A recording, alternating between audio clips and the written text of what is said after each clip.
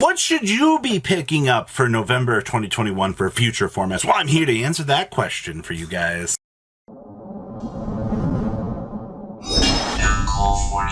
34.8% of you guys need to smash the love and crap that subscribe button. Come on, guys. I say it every video. The number goes down, but come on. Someday we'll cross 100K. Someday. Number one on our list here is going to be Artifact Dagda / Scythe. And the reason why I want to mention this right now is also a tie-in to Destroy Phoenix Enforcer and the things to come right now. So we've already started to see this very, very slowly in the modern format, but as we head on into the Brave token engine, and we'll talk more about that in a little bit here, as we head more into the future of the game here, when you have an interaction that allows you to go Dagda, set the Scythe from the deck, and then you can destroy Phoenix Enforcer, pop the Dagda, and then you can go special summon the Scythe, trigger the Scythe, and you can involve Rusty Bardiche, of all things, to pop it off so that it can resolve in the graveyard. Do you guys not see, like, the issue that's kind of, like, involved in this whole thing? When effects can resolve off of the field, they're pretty powerful. And I'm already hearing more and more people talking about, like, Dagda's on the chopping block to get banned. Well, that won't happen until we get the chance to play the combo. By the time that this all gets released, and unless, you know, Konami wants to take a very, very huge leap of faith here, Dagda's already been going up in value for a while now. They're already borderlining $6 to $7 at this point. That's not a lot, to be perfectly honest. You don't need, you know, the rest of the artifact package. You might need some Lancias to go with it, depending on what you want to play at this point. But because of the future interactions and things that revolve around this, yes, you do need Destroy Phoenix Enforcer as well to get full use out of this, in my opinion. But from where I'm sitting right now, this is going to be something that you need to keep an eye on, because someday, as soon as we reach that format and you're like, well, you got the offended face.png going for you, you're gonna have a bad time. Number two on our list here should be the other half of the tie into this. Frickin' Phantom Knights. Aren't you guys glad that they reprinted all the good Phantom Knight stuff for you? Aren't you glad that more Phantom Knight reprints are on the way for you guys in Gold Series as well? Here's the thing with this. Much with the tie-in with the Dagda and the Scythe, and that being one of the culprits to abuse the whole thing here, literally Phantom Knights are projected to be the tier 1 alpha, the absolute Chad of Chads come January. All right, as soon as that Omni Negate Brave package touches down in the TCG, the general consensus from the community is, oh, stinky, poo-poo, uh-oh. And at this point in time, I would just, the whole package itself isn't a lot of money. All right, the big things that you kind of got to look out for: the Destroy Phoenix Enforcer, the Dasher, to build that into the deck. But at this point in time, it's all just about getting the pieces together for the next tier 1 deck. Yeah, you got to learn some Phantom Knight combos, but how intimidating is it to put up a huge board just to Scythe your opponent, not have them be able to respond to the Scythe activating, and then also if they attempt to try to break your board, you have frickin' Fog Blades backing it up as well.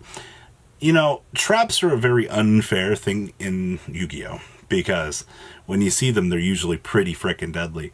But being able to just deny your opponent a whole one turn while you effectively just have even more layers of protection, yeah, it's definitely something. Oh, and by the way, there's an Omni Negate usually on that board come January. So that's going to be something that you're going to want to keep an eye on in terms of general development for that. Hey, at least you guys can't say that I didn't tell you it's going to be the next tier 1 deck. All right. And next up here, we also have Small World. Now, I look at this card as, I would say, one of the most interesting cards in the game. Inherently, -1s by most of the player base are usually viewed as a bad thing.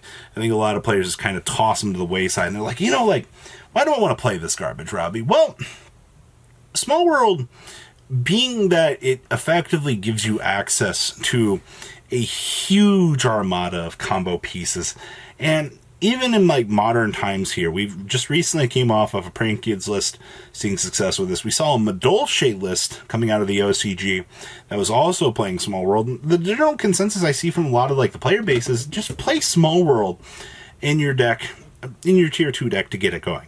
I kind of think that's what they looked at Small World as, like, as a design point was, hey, this is a card that we can kind of mess around with, and we can give it to tier 2 decks to mess around with. Right now, I think the most expensive that I've seen this card has been, what, $17? I've seen lower end 14, all right? Like, it kind of fluctuates in between there. The reason why I said the wider range was because it tends to want to be worth more in the long run. But considering the fact that this card allows for Rogue to see a little bit more play, and honestly just like combo potential in general, every Yu-Gi-Oh player tends to enjoy having, you know, a good interaction point. And I don't foresee this card getting reprinted until next year in the tins. So with that bearing in mind, if there's something like tier 2 that you want to mess around with, or some like fun idea, $45 for a playset, maybe $40 if you have some local friends. This is definitely one of those cards that I want to make sure that I have just because of purely what it does. Alright, generic searchers are not something to laugh at in the modern era of Yu-Gi-Oh! Trust me, I've seen it way too much. Hi Rhoda! Ah, man. Next up on our list here is Harpy's Featherstorm. Okay, so here's where I kind of stand on this right now. At this point in time, Featherstorm is already shaping up to be the next true king of all calamities.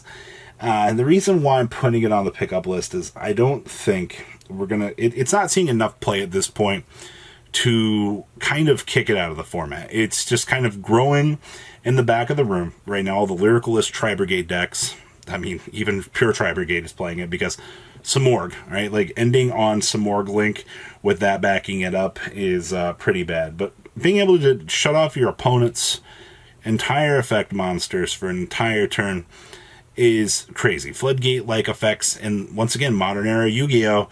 Should really show you something. I think the most expensive versions of this card were the commons locked behind, what, like a $4 price tag at that point. I get it. That's a little bit expensive. A lot of people don't want to see that. All right.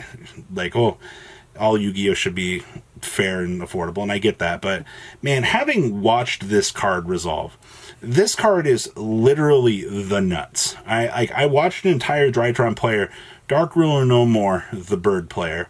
Alright, the bird player went, oh, okay. They revealed Drytron hand, and they got slammed with the Featherstorm back. Dark Ruler No More, literally, he couldn't play the game. Sure, man, Featherstorm made it so that both sides went, well, I've already established my board. What am I supposed to do? The card literally makes going first even more powerful, and that's what we're heading towards here in the future formats is, yes, ladies and gentlemen, floodgates are better than they ever were before. Yu-Gi-Oh! Now, the last one I want to mention here for this list is this can go either way. It's going to be Pot of Prosperity. Now, the reason why I put Pot on this list is I don't foresee them reprinting this unless they drop it in Brothers Legend.